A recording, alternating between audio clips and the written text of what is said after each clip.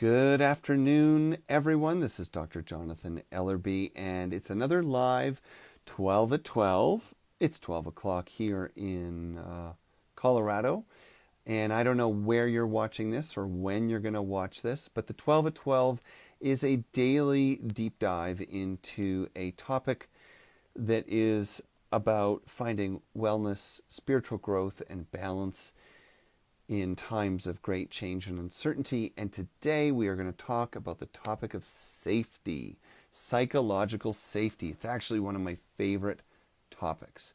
So let's catch a breath, let's get centered, and then let's get into this. There's a lot to say in a very short time. So eyes closing. Take a big breath in through your nose. Hold it a moment and then breathe out, long and slowly. Yawn if you need to, stretch if you need to, wiggle into your seat, sitting comfortably but alert. And then another really big exaggerated breath in, hold it, and exhaling.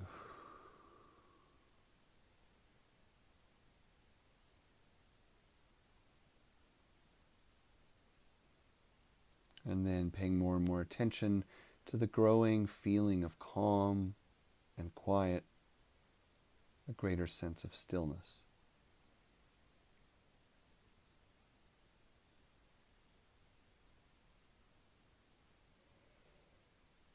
And as you feel yourself slowing down and settling down, I invite you to open your heart and mind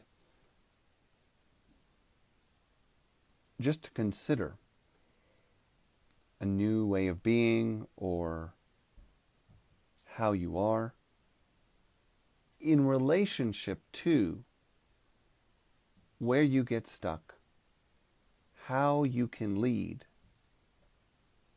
and what truly makes a difference in the world. So if you haven't opened your eyes, come back and let's go. Years ago, the Google company did a research project on the top performing teams in their company. Now you have to understand this is a huge company, and it has hundreds, if not thousands, of teams. It is also a company that has come under some scrutiny at times for its culture. But the number one factor in the top performing teams, without a doubt, was psychological safety. Meaning, a team where all people feel equally empowered to share ideas, concerns, revisions, troubles, need for help, or ways of doing things differently. What followed this research study were other research studies that other organizations did to explore whether this principle would hold true across the board. And it did. Most significantly in healthcare, research shows that environments of psychological safety are not only celebrated as the more preferred teams to work upon, but in fact are more productive, make less mistakes, and cost the organization less money. So let's stop there for a second. Teams, environments where there's a high level of psychological safety are more efficient, more effective, have less stressed out or frustrated employees, have better outcomes in terms of risk and safety, and retain their members longer. That's pretty significant. Of course, it's really significant in healthcare. But what about in our relationships? And what about in our lives? Safety is one of the fundamental requirements for emotional presence, vulnerability, and engagement. But here's the trick. A lot of us unconsciously assume that much of our lives are in fact not emotional issues or topics. I'm just asking if you took the trash out. I'm just asking when the report's going to be done.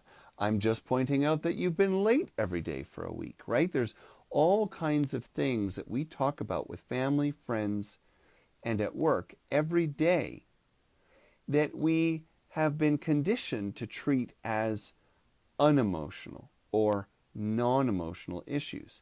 And yet, as human beings, emotions are always present, either suppressed, repressed, expressed, or elevated. But there is no dynamic, unless there is some kind of a mental or neurological condition, there's really no dynamic where emotions are not present. So what that means is that psychological safety is actually an issue just about anywhere and everywhere. And if psychological safety is the environment where relationships thrive and people do their best work, and that can even be in your home, then that means that if we want for our own reasons, better outcomes, better experiences, better relationships, whatever that means to you, then we must be curious about the psychological safety we are creating. How do you create psychological safety? Well, there's a few very simple ways that we are all able to consider and most of us can do. Humor helps create psychological safety. Sharing a point of connection, a funny anecdote, or just a playful style while delivering a message that may be uncomfortable in many environments and situations is ideal. What it shows through the humor is that I like to connect with you. I like a good feeling between us, and here's something we need to talk about. One doesn't negate the other. So you demonstrate the truth or the difficult topic alongside something affirmative. Now that is another strategy, to simply say something that makes the situation safer, and usually that's something empowering or affirming about the person. I know you've got a lot on your mind and you're doing the best you can. We are all grateful for that.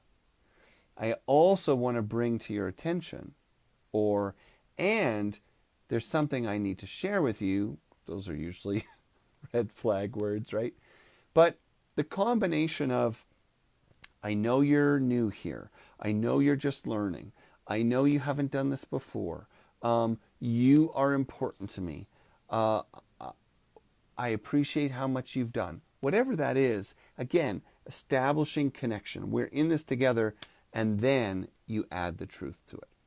And if we're going to be successful as a team, we're really going to need your reports on time. Do you need anything from me to help with that? This is the third thing. So we have being playful, creating a light or positive mood while delivering something that could be interpreted as uncomfortable or negative. There's no need to make a negative thing negative. If it's for the betterment of a relationship, an individual, or a group, a correction is not negative. It's just a correction. But if you don't add the emotional safety, it can and likely will be interpreted as, quote, negative. So we have the playfulness, the positive mood or energy.